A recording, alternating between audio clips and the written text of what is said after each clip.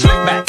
No, slick back. That's what I said. Slick back. No, nigga, I'm a pimp named Slick back. Pimp named Slick back. Pimp named Slick back. Nigga, are you deaf? I'm a pimp named Slick. Assalamualaikum warahmatullahi wabarakatuh. Perkenalkan, nama saya Sinta Zanara dengan NIM 7811040 Sini saya akan memenuhi tugas UAS mata kuliah Sejarah Kebudayaan Islam dan Lokal. Di sini saya akan menjelaskan tentang sejarah Islamisasi di Banyumas. Awal mula berdirinya Kabupaten Banyumas itu meliputi Kabupaten Banyumas, Cilacap, Purbalingga, dan Kebumen. Bersamaan dengan waktu meninggalnya Sultan Hadiwijaya pada tahun 1582. Oke, langsung saja saya akan menjelaskan tentang potret masyarakat Jawa Tengah bagian barat selatan atau yang disebut dengan Banyumas, kondisi sebelum pra-Islam. Selanjutnya ada kehidupan sosial politik. Berdasarkan tulisan Van der Meulen, sebenarnya sejarah Banyumas itu bisa dikaitkan dengan cerita sejarah dari Kerajaan Galupurba yang terjadi pada tahun 78 Masehi. Didirikan oleh para pendatang dari tanah Mangkai menuju pantai Cirebon dan menetap pada pedalaman Gunung Slamet, Gunung Cermai, dan lembah Sungai Serayu. Banyumas sebenarnya telah menjadi embrio lahirnya dari beberapa penguasa, terutama di Pulau Jawa. Pembahasan melalui tentang sejarah politik di wilayah Banyumas itu bisa dimulai sejak Banyumas menjadi wilayah periferi seperti Kerajaan Majapahit, Pajajaran, Demak, dan lain-lain. Selain itu, letak geografis wilayah Banyumas itu terisolasi oleh beberapa pegunungan yang ada di Banyumas, sehingga semakin menjadikan wilayah Banyumas itu wilayah yang tidak strategis untuk dijadikan wilayah sebagai sosial politik pada saat itu. Padahal dari sisi lain Banyumas itu memiliki potensi ekonomi yang sangat baik, di mana Kabupaten Banyumas ini memiliki tanah yang subur sehingga bisa menghasilkan beberapa pertanian dan perkebunan yang sangat baik.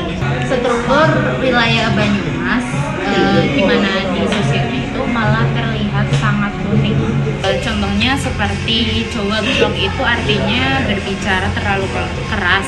Terus ada Dobos itu artinya berbicara pada saat mengeluarkan ide, dan masih banyak yang lain. Struktur sosial pada wilayah Banyumas itu digambarkan dengan sosok bawah, meliputi hampir seluruh masyarakat, dan budaya penginyoman itu berada di bawah wilayah Karasidenan Banyumas. Selanjutnya ada kondisi kehidupan ekonomi masyarakat terutama di Pulau Jawa, di mana pada masyarakat Jawa ini kondisi alamnya terutama di Pulau Jawa itu sangat subur dan sangat baik. Pada masa ini sehingga masyarakat itu tidak hanya mengandalkan wilayah sungai, tetapi juga memanfaatkan wilayah dermaga dan pelabuhannya. Di mana pada saat ini, maksudnya pada saat itu juga profesi masyarakat mulai berkembang, di mana hanya pertanian mulai saat itu berkembang menjadi pedagang, terus penguasa kapal dan angkut barang. Selanjutnya Islamisasi wilayah Jawa Tengah. Di bagian barat ada peran Wali Songo. Songo artinya adalah 9 wali, di mana Songo itu berasal dari kata bahasa Jawa yang artinya 9. Tetapi Wali Songo itu tidak hanya terdiri dari 9 wali, di mana apabila salah satu wali telah meninggal akan digantikan oleh wali penerus selanjutnya. Di mana faktor alam inilah yang membuat tanah di Pulau Jawa itu sangat baik dan sangat cocok untuk membudidayakan bidang pertanian, karena tanahnya yang sangat subur sehingga petani dapat bercocok tanam dengan baik. Pola perekonomian di wilayah Jawa termasuk wilayah Banyumas sedikit mengalami perubahan pada abad ke-4, di mana pada abad ke-4 ini Banyumas itu membuka jalur perdagangan ke wilayah Asia seperti India dan Cina. Ada peran wali dan Wali dan ulama itu berperan sebagai pendakwah, pemberi petunjuk sehingga dapat mengatasi konflik-konflik yang ada di masyarakat. Ibaratnya sebagai penengah di antara konflik-konflik masyarakat di tanah Jawa. Selanjutnya ada Islamisasi pada periode akhir, di mana pada periode ini dimulai sejak abad ke-14 sampai abad ke-19. Di mana dalam Islamisasi ini itu terdapat peran-peran ulama yang menjadi penengah dalam konflik masyarakat yang ada di Pulau Jawa, sehingga dapat dikatakan bahwa peran ulama dan wali di sini itu sangat penting untuk menjadi penengah bagi masyarakat. Selanjutnya ada Islamisasi di wilayah Jawa Tengah bagian selatan. Yang pertama ada kebangkitan Islam Puritan, di mana di dalam era ini itu saat ini terdapat beberapa kontraktif yang dibuat atas nama Islam, di mana di dalamnya itu terdapat gerakan-gerakan pemurnian Islam menjadi fenomena yang digulirkan dalam sejarah peradaban Islam pada saat itu.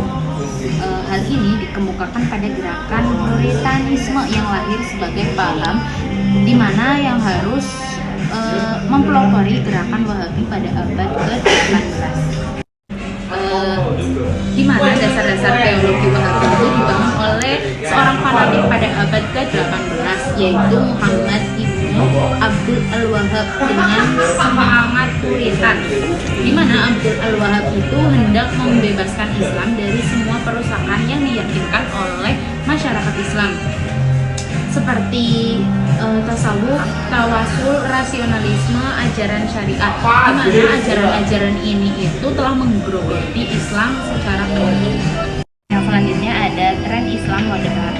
Indonesia merupakan negeri kaum muslim moderat. Demikian diungkapkan oleh Abdurrahman Wahid sejak masa pasca Soeharto. Indonesia sebagai negara muslim terbesar dan negara demokrasi ketiga setelah India, Amerika Serikat, di mana di dalamnya itu diharapkan dapat memainkan peran lebih besar di dalam menyebarkan agama Islam. Dengan demikian, Islam moderat dalam konteks keindonesiaan adalah Islam yang menyejukkan, bukan ekstrim atau radikal, anti terhadap kekerasan atau tidak menempuh garis keras di dalam mengimplementasikan keberislamannya. Islam moderat ditandai dengan beberapa karakteristik, yaitu berperilaku normal, terus di dalamnya itu mengimplementasikan ajaran agama, menghindari kekerasan, terus menghindari ajaran-ajaran yang tidak sepatutnya dalam Islam, terus berpikir rasional, serta bisa mengakomodasikan konsep-konsep modern. Jadi kesimpulannya, proses masuknya agama Islam dan budaya Islam di Nusantara ini masih diperdebatkan oleh para ahli, dari siapa dan bangsa mana yang membawa agama ini sampai hari ini masih menimbulkan banyak perdebatan.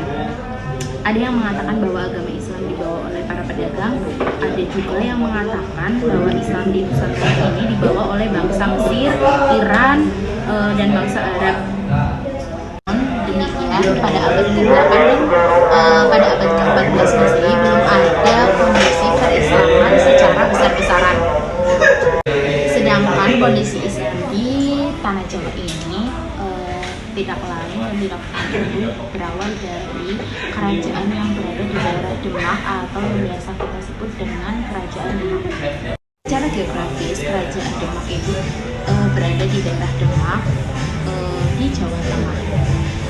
Oleh masyarakat Jawa, Kerajaan Demak biasa disebut dengan sebutan lain, yaitu Pintar.